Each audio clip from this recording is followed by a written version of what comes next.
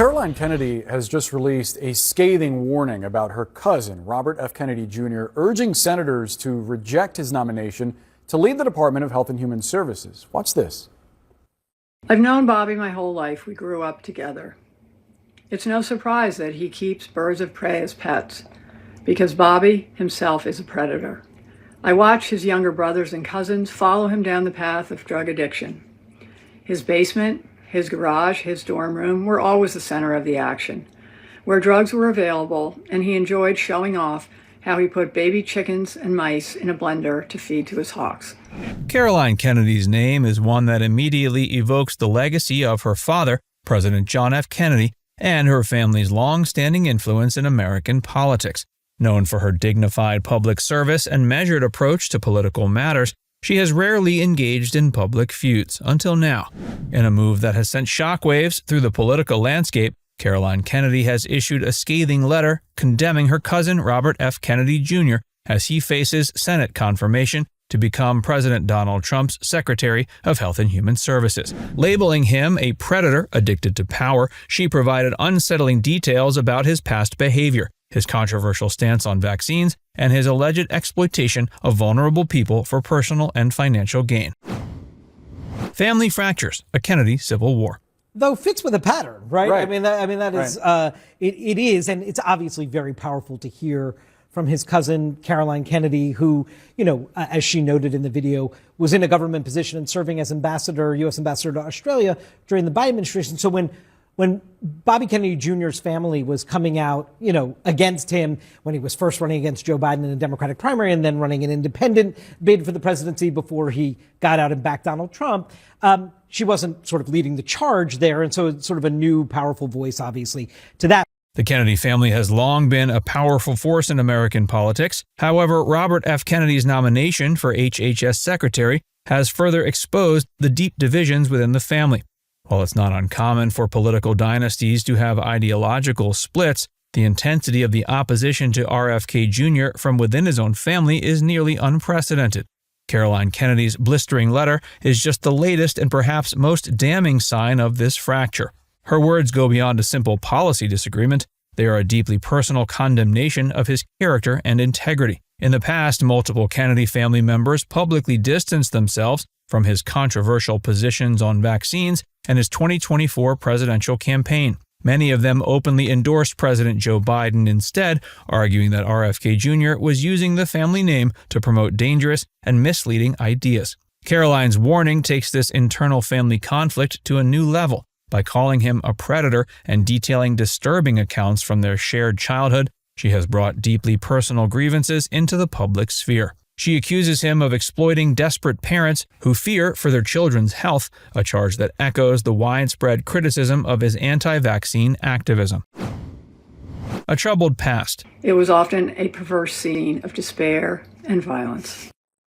Robert F. Kennedy Jr.'s past is littered with personal and legal troubles, some of which he's acknowledged, while others have been brought to light by his critics. Caroline's letter does not shy away from highlighting some of the darkest aspects of his history, painting a picture of a man who has consistently exhibited reckless and disturbing behavior. He has openly admitted to struggling with substance abuse for much of his early life. His problems began as a teenager when he was arrested for marijuana possession and escalated into heroin and cocaine addiction.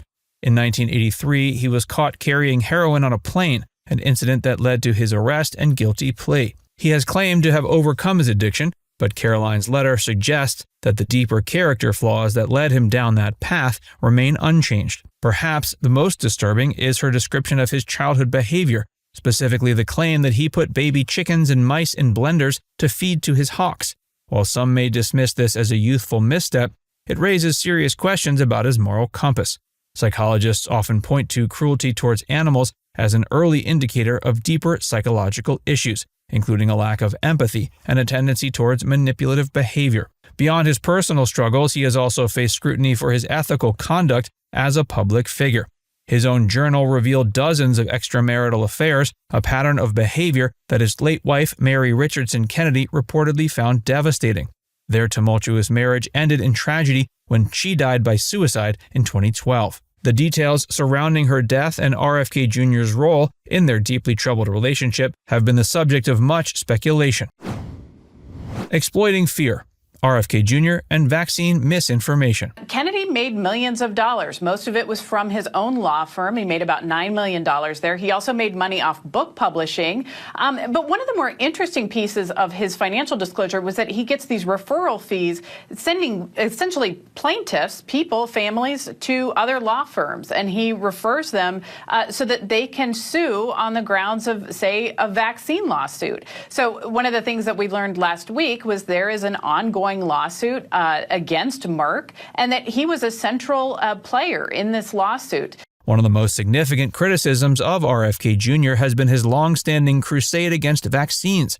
He has spent years spreading misinformation about vaccine safety, falsely linking vaccines to autism and other health issues, despite overwhelming scientific evidence to the contrary.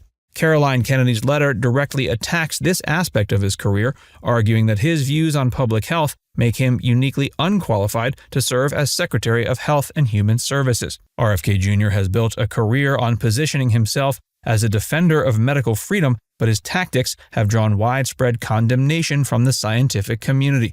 His organization, Children's Health Defense, has been labeled one of the largest purveyors of vaccine misinformation in the country.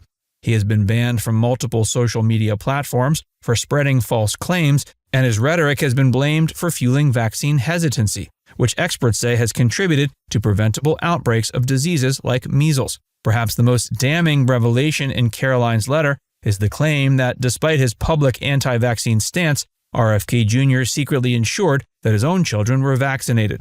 If true, this exposes a staggering level of hypocrisy, reinforcing accusations that he's more interested in profiting from fear than in standing by his stated beliefs. His financial interests in lawsuits against vaccine manufacturers, including his ongoing legal battle against Merck over the HPV vaccine Gardasil, further complicate his credibility.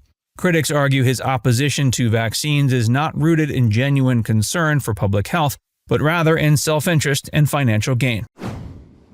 A predator in politics. Caroline's use of the word predator to describe her cousin is striking, as it suggests something far more troubling than simple political opportunism. Her accusations paint RFK Jr. as someone who preys on vulnerable people, whether they're desperate parents, struggling addicts, or even his own family members.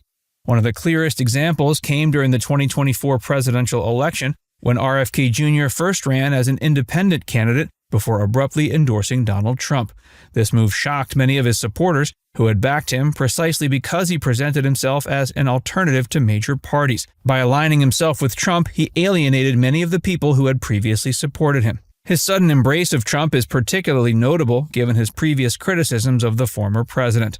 He described Trump as a threat to democracy and a bully. Yet, when it became politically convenient, he reversed course, not only endorsing Trump, but also seeking a position in his administration. This kind of political opportunism has led many to question whether he stands for anything beyond self-interest. His troubling financial ties. One of the things that we learned last week was there is an ongoing lawsuit against Merck, and that he was a central player in this lawsuit. He says that he still stands to earn some money from these referral fees so long as the U.S. government isn't a party. And right now this is moving through civil court, so the federal government is not involved. So he could essentially stand to make money off of this anti-vaccine lawsuit, even though he would be confirmed as health secretary. I'm not sure that we've ever seen that before. As Robert F. Kennedy Jr. faces Senate confirmation, one of the most pressing concerns around his potential appointment as Health and Human Services Secretary is his extensive network of financial entanglements. While his supporters argue that he's an advocate for health freedom, critics point to his deep connections to industries and legal battles that could pose serious conflicts of interest if he were to oversee national health policy. Caroline's letter makes it clear she views him as someone who has used his influence to enrich himself at the expense of public health, and the evidence behind this claim is substantial.